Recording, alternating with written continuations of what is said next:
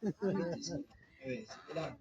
Pero ka to, good conduct and time allowance. So maghimo mo maayo, instead of 5 years, ang imong gikuan, ito nga sumahay ni mo na 30, 45 days minus kung tagabulan, kung sa imong ayo, na 4% na award. No? So, instead na 5 years na lang, 2 years na lang, plus 1 na lang, imayo ka, 3 years lang ang imong decision na decision ka 5 years, pero kaya na makikimayo, himo na lang 3 years. Ay, salamat. No? So mura mag-ingon klaro sa to ha, kung maghimo tag maayo dili lang diri sa gawas, kundi sa kinabuhing walay katapusan. Wala kanunay na ako ginapaswag sugo ko sa misa, kada bagong misa na ko mamit, suti ko ako inipahid unsang kinabuhi. Ikadaghanan ang definition sa kinabuhi. Unsa man kinabuhi pa dali panganak sa kalibutan, kaong gamay, diog gamay, ugma, patay.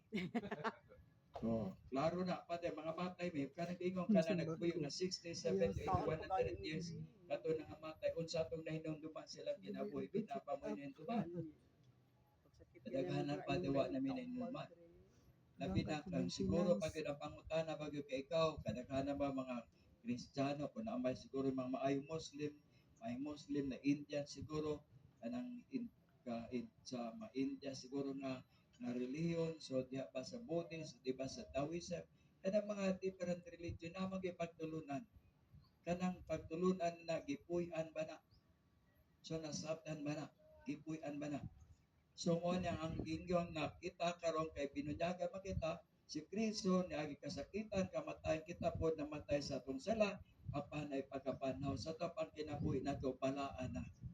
So na mainduman na nato si St. Francis of Assisi sa 12th century, si St. Lorenzo Ruiz naghalad sa kinabuhi sa 18th century, si John Paul II sa 20th century, of course, si Mother Teresa sa 21st century. So kini mga tawhanan ni nagpuyo na sa kinabuhi pero mahinumduman pa. Tingnan naman ang kinabuhi na sa pag-ampo. Ano man din mag-ampo. Dali lang na mag-ampo pa. Pero na, one time pa there, tuloy ko mag-ampo pa there. So, tigulang naman isa. Nagasimbahan man isa, magpatulo pag-ampo. Tingnan naman, niagi magudagang problema. Dagang problema sa relasyon sa pamilya, sa kwarta, sa tanan, mga putang bisay nag-ampo na sa sometimes dili niya makita ang ginadin sa kasabot ko na pabay Ginoo. So nagpatulo. So karon ako na satan, namo naging ni Kristo, amahan namo nga nasa langit. So ang relasyon sa amahan ipaglaruhon natin. Ubit na ako, Jerome, tarong nga pagtulog ya, Jerome, pag sure o Jerome, ay tulog matake, no? Pag sure, kasabot na si Jerome. Sure yun na pagtugtog ni mo Jerome, na dili ka ng aleluya, ni tugtog na kagimaya sa Diyos na nayabag na.